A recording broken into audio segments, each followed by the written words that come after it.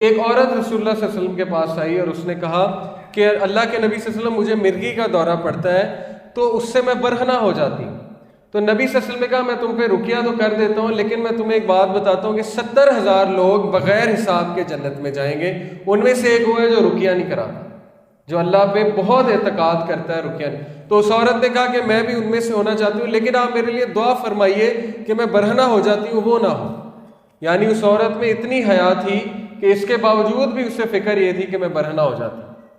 تو نبی صلی اللہ علیہ وسلم نے ہاتھ اٹھا کر اسی وقت اس کے لیے دعا کی. اس کو پھر بھی پڑھتے تھے دورے لیکن وہ برہنہ نہیں ہوتی تھی کیونکہ نبی صلی اللہ علیہ وسلم کی دعا تھی.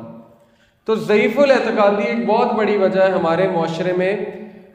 شیخ صالح المنجد کا فتویٰ ہے، سعودیہ کے بہت بڑے عالم ہیں.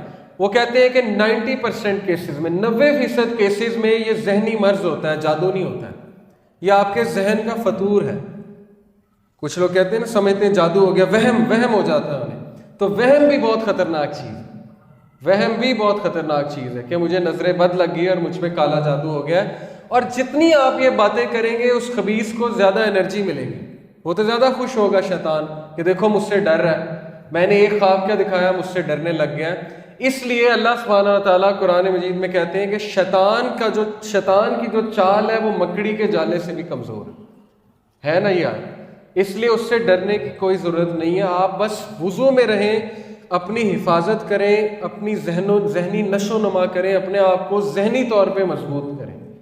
لیکن اگر آپ کو لگتا ہے آپ پہ کچھ ہے اثر تو پھر آپ اچھے راکی کے پاس جائیں، ان اوتھینٹک نہیں، اچھے راکی کے پاس جائیں، اس سے ڈسکس کریں، جائیں اسے صحیح سے بتائیں کہ مجھ پہ یہ سائن ہے. اور پھر وہ سورہ فاتحہ آپ پہ پڑھتا ہے اور آپ کانپنے لگ جائیں، آپ کی حالت غیر ہو جائے، آپ ہلنے لگ جائیں، ہاں تو پھر ہے کہ آپ پہ جادو ہے یا آپ کا جن حاضر ہو جائے گا. لیکن ادروائز یہ اتنی آسان چیز نہیں ہوتی. ٹھیک ہے، تو گھبرانے کی کوئی ضرورت نہیں ہے، وہم کرنے کی کوئی ضرورت نہیں ہے کیونکہ وہم کا کوئی علاج نہیں ہے.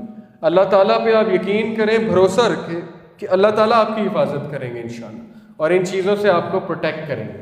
تو ابن قیم کے پاس ایک شخص آیا، بڑی خوبصورت بات ہے، یہ تلوار دیکھ کے مجھے یاد آئی.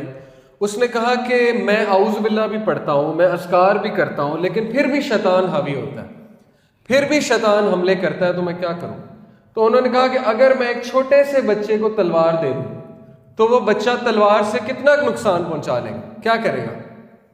شاید ایک آدھے کو بھی نہ مار سکے. انہوں نے کہا اب یہی تلوار میں ایک ریسلر کو دے دوں، ایک پہلوان کو دے دوں، وہ کیا کرے گا؟ تم سوچ سکتے ہو؟ اس نے کہا کہ وہ تو شاید پوری قوم کو ہلاک کر دے. کہتے یہی معاملہ ہے، اذکار تلوار کی طرح ہے لیکن تیرا ایمان یا چھوٹے بچے کی طرح ہے یا اس پہلوان کی طرح. اب اگر تو اذکار کر رہا ہے لیکن تجھے یقین کوئی نہیں ہے، تو بس پڑھی جا رہا ہے، 100 بار پڑھ رہا ہے، 200 بار پڑھ رہا ہے، تو 20 پارے بھی پڑھ رہا ہے دن میں، لیکن تیرا یقین ہی نہیں ہے اور تجھے اللہ پہ بھروسہ ہی نہیں ہے، تو پھر تو اس بچے کی طرح ہے جس کے ہاتھ میں تلوار ہے اور وہ تلوار سے کچھ بھی نہیں کر سکتا.